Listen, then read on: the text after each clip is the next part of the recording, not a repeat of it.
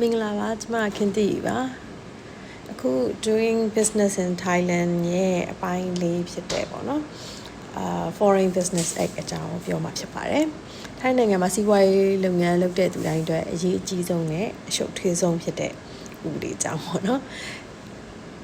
ထိုင်းနိုင်ငံမှာနိုင်ငံသားတယောက်အနေနဲ့လုပ်ငန်းပိုင်ဆိုင်ခွင့်ဘယ်လောက်ရှိလဲပေါ့နော်အဲ့ဒါလေးကိုဒီထဲမှာပြောတော့မှာဖြစ်ပါတယ်ထိုင်းနိုင်ငံမှာ SME လုပ်ငန်းတစ်ခုထောင်တော့မယ်ဆိုလို့ရှိရင်လူတိုင်းမေးတဲ့မေးခွန်းတစ်ခုရှိတယ်။ဟာကုမ္ပဏီမှာ share 100% ပိုင်လို့ရလားပေါ့။ထိုင်းလူမျိုး shareholder ပါဖို့လိုလားဆိုတာမျိုးမိတက်ကြတယ်။ဒီမေးခွန်းရဲ့အဖြေက1996ခုနှစ်မှာပြဋ္ဌာန်းခဲ့တဲ့ Foreign Business Act ဆိုတဲ့ဥပဒေထဲမှာရှိတယ်။ဒီနေ့ဗီဒီယိုထဲမှာတော့ထိုင်းနိုင်ငံမှာနိုင်ငံသားတွေစီးပွားရေးလာလုပ်တဲ့အခါမှာဘယ်လုပ်ငန်းတွေတားမြစ်ထားလဲ။ဘယ်လိုပိုင်ဆိုင်ခွင့်တွေရနိုင်မလဲဆိုတဲ့ဥစ္စာကိုအသေးစိတ်လေးပြပြပြီးသွားပါမယ်။အဲ့တော့ပထမဆုံးနိုင်ငံသားကုမ္ပဏီဆိုတာပါလဲပေါ့နော်။အရင်ဆုံးဥပဒေအရနိုင်ငံသားကုမ္ပဏီလို့ဘယ်လိုသတ်မှတ်လဲဆိုလို့ရှိရင်ထိုင်းမှာကုမ္ပဏီမှတ်ပုံတင်ထားပေမဲ့နိုင်ငံသားတဦးချင်းစီကနေပြီးတော့မှ share ကိုပိုင်ဆိုင်ထားတယ်ပြည်ပမှာမှတ်ပုံတင်ထားတဲ့ကုမ္ပဏီကနေပြီးတော့မှဒီကုမ္ပဏီဒီထိုင်းနိုင်ငံမှာမှတ်ပုံတင်ထားတဲ့ကုမ္ပဏီမှာ share ပိုင်ဆိုင်ထားတယ်။အဲ့နိုင်ငံသားတွေစုပေါင်းတဲ့ share က90%ဒါမှမဟုတ်လို့ရှိရင်90%နဲ့အထက်ပို့ပြီးတော့မှ share တွေပိုင်ဆိုင်ထားတယ်ဆိုလို့ရှိရင်သူ့ကိုနိုင်ငံသားကုမ္ပဏီလို့သတ်မှတ်ပါတယ်။ဆိုလိုတာကတော့ထိုင်းလူမျိုးက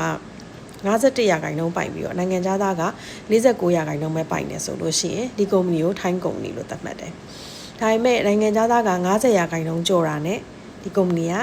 နိုင်ငံသားပိုင်တဲ့ကုမ္ပဏီဖြစ်သွားပါပြီ။အဲ့ဒါဆိုလို့ရှိရင် Foreign Business Act ဥပဒေရဲ့ကန့်သတ်ချက်တွေကိုစပြီးတော့မှလိုက်နိုင်ရပါတော့မယ်။အဲ့တော့ကန့်သတ်ထားတဲ့လုပ်ငန်းမျိုးစားကဘာတွေရှိလဲဆိုလို့ရှိရင် list 1 2 3ဆိုပြီးတော့မှ၃ခုခွဲထားတယ်။ Foreign Business Act ဥပဒေထဲမှာလုပ်ငန်းတွေကိုစာရင်း၃ခုခွဲထားတယ်။ list 1မှာကနိုင်ငံသားလုံးဝလုပ်ခွင့်မရှိသောလုပ်ငန်းတွေအဲ့ဒါကကြတော့အမျိုးသားလုံခြုံရေးနဲ့တရားစာတအတွက်ထိုင်းလူမျိုးတွေပဲတီးတက်လုပ်ဖို့အတွက်ဆိုပြီးမှ reserve လုပ်ထားတဲ့လုပ်ငန်းတွေရှိရဲဥပမာဘာတွေပါလဲဆိုရင်စံစပါးစိုက်ပျိုးရေးပါမယ်တစ်တောပါမယ်သတင်းစာထုတ်ဝေရေးပါမယ်မြေယာအရောင်းဝယ်လုပ်ငန်းတွေရှိရဲနိုင်ငံသားလုံးဝလုပ်ခွင့်မရှိပါဘူး list 2ကကြတော့ခွင့်ပြုချက်ပါပြီးမှနိုင်ငံသားလုပ်လို့ရတဲ့လုပ်ငန်းတွေပါဒါကတော့ယဉ်ကျေးမှု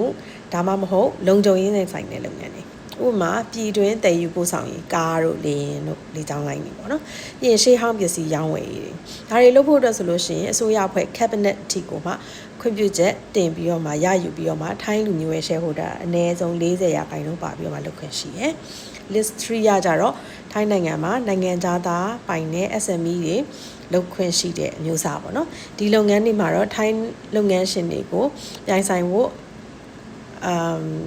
အစင်သစ်မဖြစ်သေးတဲ့ဝန်ဆောင်မှုတွေပေါ့အဲ့တော့သူကလည်း protect လုပ်ထားတယ်ဒါပေမဲ့နိုင်ငံသားကိုလုပ်ခွင့်တော့ပေးထားတယ် license ယူရတာပေါ့နော်အဲ့တော့အဲ့ဒီထဲမှာပါလဲဆိုစီးရင်ကိုင်လုပ်ငန်းတွေပါမယ်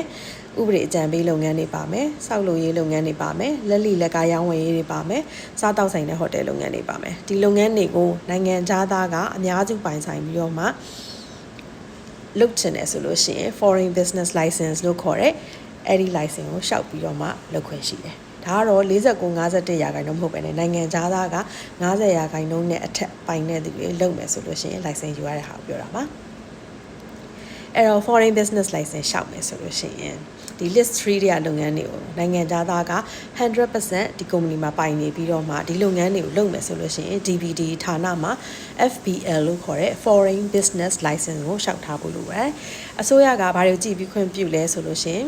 ထိုင်းနိုင်ငံအတွက်ဒီလုပ်ငန်းကအကျိုးအမြတ်ဘယ်လောက်ရှိမလဲအကျိုးစီးပွားဘယ်လောက်ရှိမလဲပေါ့နော်ပြီးရင်နည်းပညာအသစ်ဆန်းတွေပါလာတာ technology transfer ရှိလားဆိုတာကိုကြည့်တယ်ပြီးလို့ရှိရင်ထိုင်းလူမျိုးတွေအတွက်ကိုအလုပ်အကိုင်ဘယ်လောက်ဖန်တီးပေးနိုင်မလဲဆိုတော့ဒီ license ရဖို့အတွက်ကိုမှရှောက်တဲ့လုပ်ငန်းစဉ်က3လကနေ6လထိကြာပါမယ်အဲ့တော့နိုင်ငံသားတွေအတွက်ရွေးချယ်စရာပုံစံတွေရှိတယ်အဲ့တော့ Thai majority နဲ့သွားမလား49-51ပေါ့နော်အဲ့လိုဟာနဲ့သွားမလားဒါမှမဟုတ်လို့ရှိရင် BOI နဲ့သွားမလားဒါမှမဟုတ်ရင် shareholder က US နိုင်ငံသားဆိုလို့ရှိရင် American နိုင်ငံသားဆိုရင်တော့ Treaty of Amity နဲ့သွားလို့ရတယ်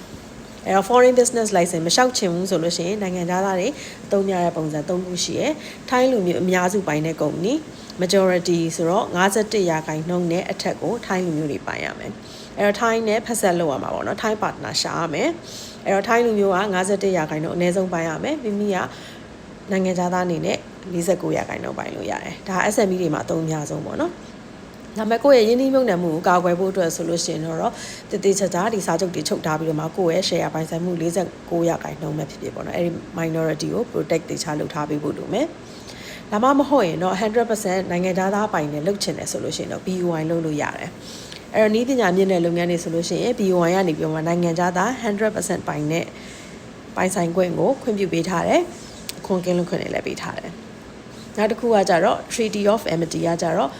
American နိုင်ငံသားတွေအတွက်ကိုတည်တံ့ပေးထားတဲ့အခွင့်အရေး 100% နိုင်ငံသားပိုင်ပြီးတော့မှအလုပ်လုပ်လို့ရတယ်အဲ့တော့ဒီနေရာမှာတတိပေးခြင်းတဲ့ဥစ္စာကတော့ nominee structure လို့ခေါ်တဲ့ထိုင်းလူမျိုးကိုအမိခံခိုင်းပြီးတော့မှ share ရှင်ဆိုပြီးမှထည့်ထားတဲ့ဟာပေါ့နော်ဒီဟာကထိုင်းဥပဒေမှာတရားမဝင်ဘူးဒါပေမဲ့တော်တော်များများဒီ structure ကိုသုံးပြီးတော့မှလုပ်နေကြတယ်အဲ့တော့တကယ်လို့များသူတို့ကထိုင်းအစိုးရကနေစစ်ဆေးလို့ပေါ်ပေါက်လို့ရှိရင်ထောင်ဒဏ်3နှစ်ထိကြာခံနိုင်တယ်ငွေဒဏ်ကဘတ်တန်းထိချမှတ်လို့ရတယ်နှစ်ခုလုံးဖြစ်နိုင်တယ်ပေါ့နော်ပြီးတော့ကုမ္ပဏီလည်းဖြတ်သိမ်းခံရနိုင်တယ်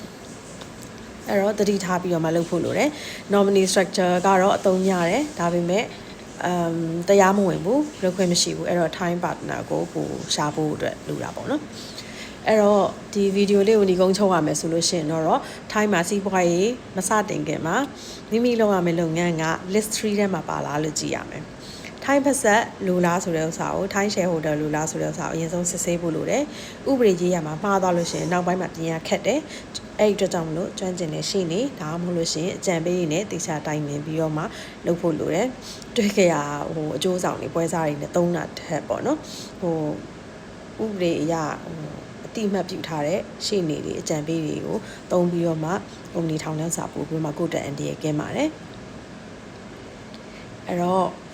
ဒီအခု share ပေးတဲ့ဟာလေးတွေကိုစိုက်တယ်ဆိုလို့ရှင်လည်းပဲ like လုပ်ပေးပြီးတော့မှ subscribe လေးလုပ်ထားပေးပါအောင်ရှင်